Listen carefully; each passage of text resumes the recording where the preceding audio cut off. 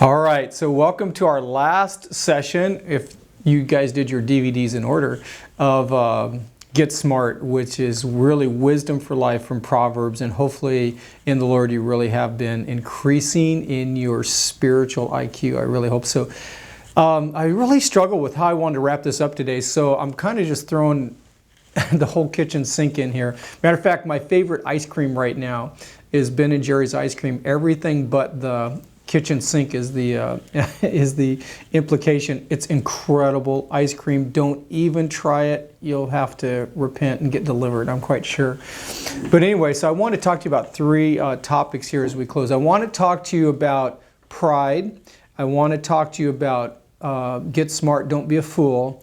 And I want to end up and just visit with you briefly the difference between the wisdom of Solomon and the wisdom of Jesus. So I think this will be helpful as we come to a close, and I think your time together will be really helpful in terms of the practical application of this. So I want to read to you Proverbs chapter 16, verse 18. It says, "Pride goes before destruction, a haughty spirit before a fall." Talking about pride.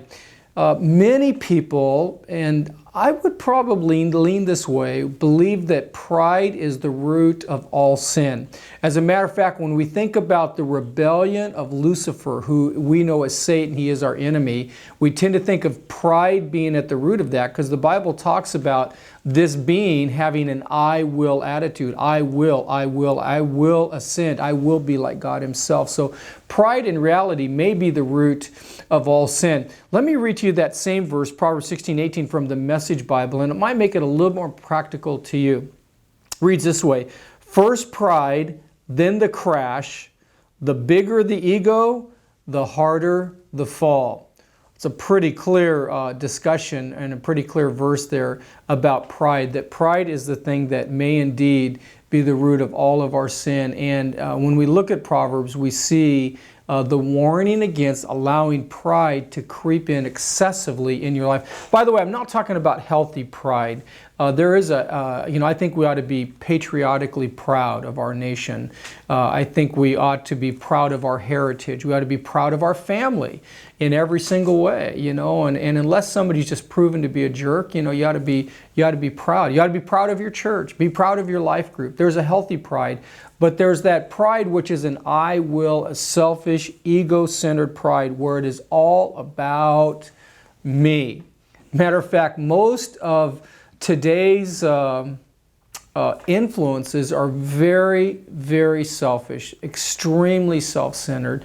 It's all about me. It's about how I'm going to benefit from this. Now, one of the things I'm kind of encouraged by in the emerging generation is there seems to be a swing to really caring for people, which I think is incredibly encouraging. I'm really hopeful for this emerging generation. But generally speaking, we get bombarded with me kind of stuff. Almost every magazine you look at has articles to do about you, and whereas a few years ago it was more broader perspective. One of the popular magazines was called Life. This is going back quite a while ago, and nowadays it'd be more Us, People. It would be Self, and all kinds of different magazines. So anyway, as we think about pride, there's two different angles of this. One is you have the people that they truly, it's essentially a superiority complex. They really think they're better than somebody else. And this is usually pretty easy to see. Some people can mask it pretty well, but most of the time, if somebody thinks they're superior, they act that way. They expect, they demand. There's looks, there's wordings that they choose that are usually not very respectful. But on the flip side of a superiority complex, which is clearly, I think, connected to pride, is what we might refer to as an inferiority complex, or maybe excessive shyness, which I want to suggest to you may have as its root pride as well. Because I think excessive shyness really comes out of extreme self-consciousness, and that means we don't want to look bad in front of people. Now, even as I'm talking to you today, believe me, I blush I get nervous, all those kind of things. So I understand self-consciousness, and but at the same time, I think you can say just because you might be a little bit shy doesn't mean that pride might not be an issue. So I think it is something that almost all of us deal with, this from one side to the other side. So before you just dismiss this as not being about you, it might be more than you think. I think pride does have as its source and as its key there, something that's common to all of us.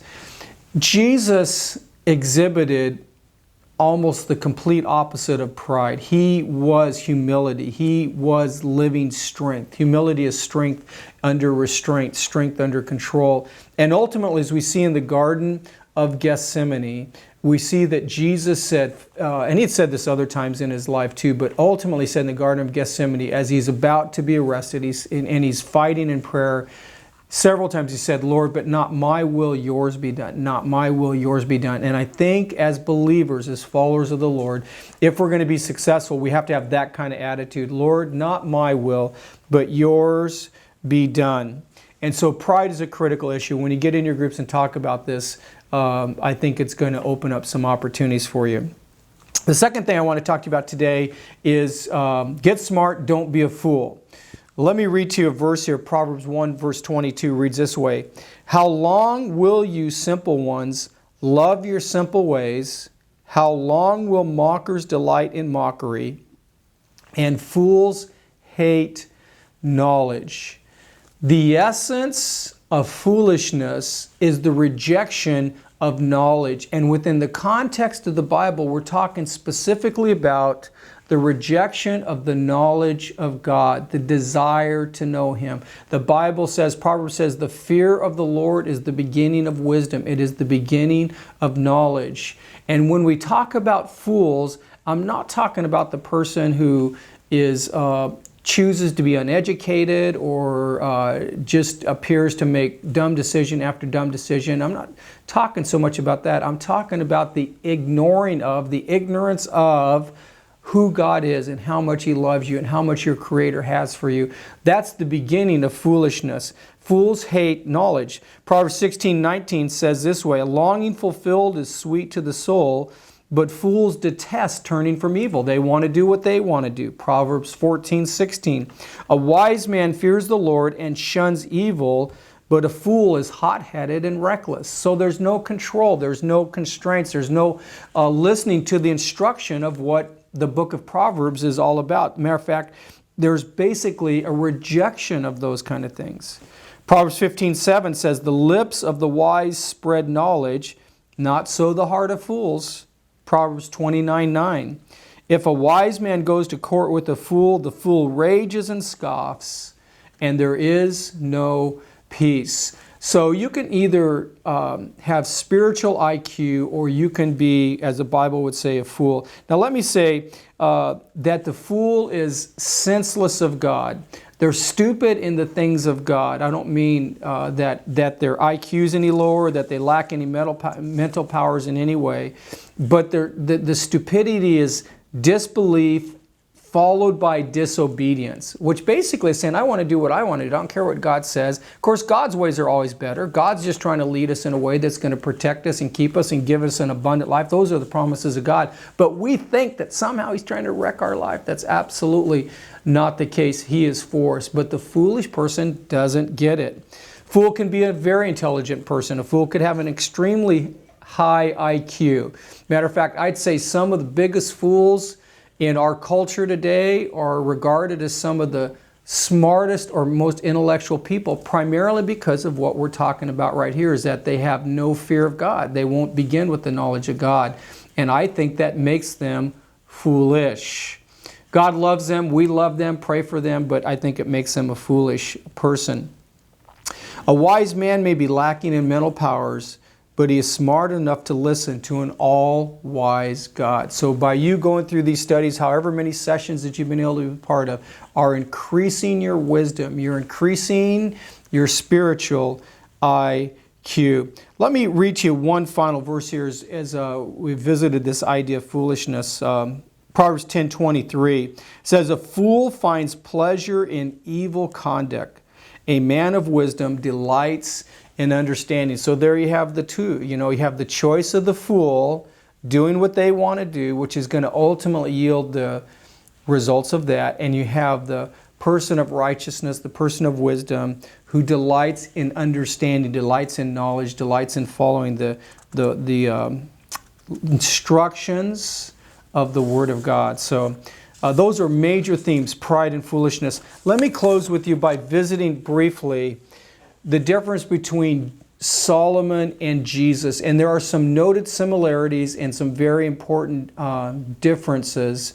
Obviously, we've spent all these sessions together studying Proverbs, but I don't want to get too hung up that saying that this is the final expression of wisdom, because Solomon, as great a job as he did accumulating this information, was nowhere close to who Jesus is.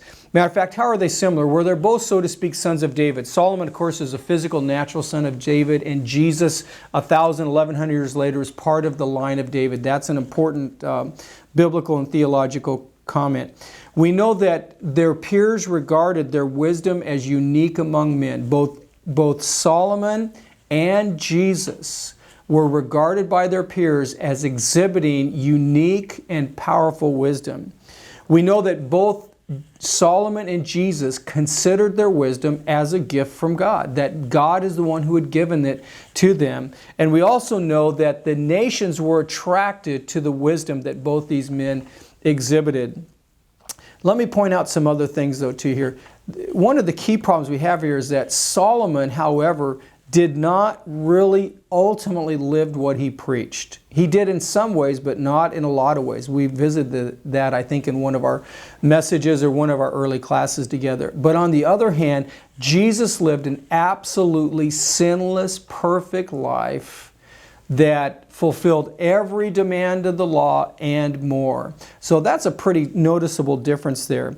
Solomon was focused on practical living, observations from the world. Jesus emphasized radical living. Jesus was different. He's a radical. He'd say things that people just couldn't get, and yet Jesus validated all of the principles that Solomon talked about as well. Solomon talked about principles of human observation. Jesus talked about the kingdom of God, that it's here now and bringing heaven to earth. So he really taught heavenly wisdom. He taught spiritual insight. Ultimately, Solomon's perspective on life is maybe at best pessimistic. Matter of fact, if you read Ecclesiastes, you really get the writing of a guy that's kind of disillusioned, somebody that's probably clearly been through middle age. Jesus never went there. Jesus followed God all the way through. And Jesus in John 10:10 promised us, he said, I've come that you might have life and have it abundantly. There's a big difference there. Solomon got to build the first earthly temple in Jerusalem, but Jesus has helped build a temple for God Almighty in the heavenlies. Solomon was indeed just a foreshadow of Jesus as part of David's family, part of what God wanted to do. Jesus is the one in David's line that fulfilled all the promises to David. And so as you consider the different aspects of the wisdom of Solomon, as we read in Proverbs, in comparison to the wisdom of Jesus, they said he taught with authority they'd never seen before. Jesus in his teaching, people walked away saying, man, where did this guy get this stuff? There's really no comparison, but certainly there's the value of the wisdom of Proverbs. And when you add to that the revelation of Christ, I'm telling you, you're on your way to living a successful, abundant, and a smart life. Thank you so much for joining us again in this session and for the series. And we're believing that God's going to keep doing great things in your life.